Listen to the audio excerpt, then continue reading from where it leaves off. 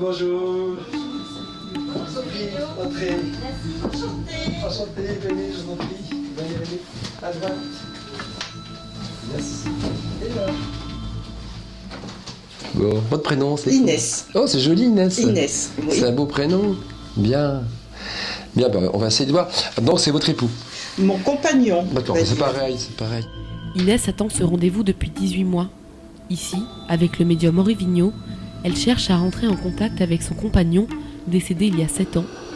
Un moyen pour elle de gérer l'absence. Il me dit qu'il était comme une petite chandelle. Vous voyez? Il le disait toujours. Non, mais, oui, mais il me le dit encore. C'est une petite chandelle en sursis, oui. Il me dit ça, j'étais comme une petite chandelle. On va essayer de comprendre ensemble. Il a la main un petit bouquet de violettes. Et pourquoi ça? Parce qu'il sait que j'aime les violettes. Ah, d'accord.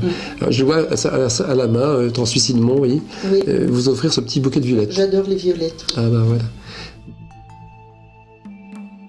Quand mon compagnon a disparu, bien sûr, il y avait cette peur, cette tristesse immense, ce chagrin, mais j'ai toujours su qu'il n'était pas mort.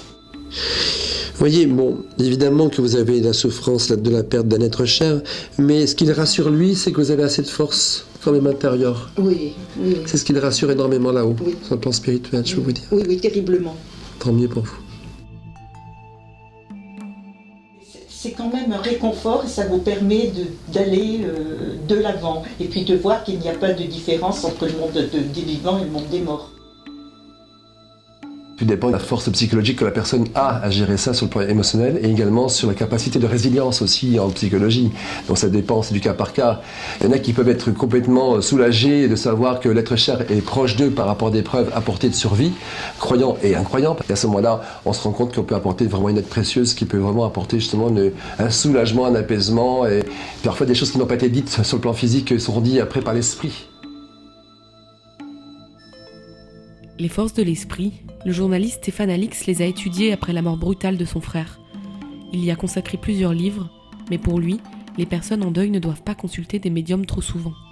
Si cette relation, elle ne se transforme pas, mais elle se fige dans une espèce de contact artificiel entre un mort et un vivant, ça n'aide pas, ça maintient une blessure en permanence ouverte. Sentir que son fils qui vient de mourir ou sa mère qui vient de mourir puisse vivre ailleurs, ça peut créer un peu d'apaisement, ça peut créer un sens, ça peut apporter un petit soulagement qui peut effectivement impacter le processus de deuil, mais ça n'exonère pas de ce processus de deuil qui doit de toute façon se faire. Difficile de savoir combien de Français ont déjà eu recours à un médium après la perte d'un proche. Le signe, peut-être, que cette pratique reste taboue dans la société occidentale.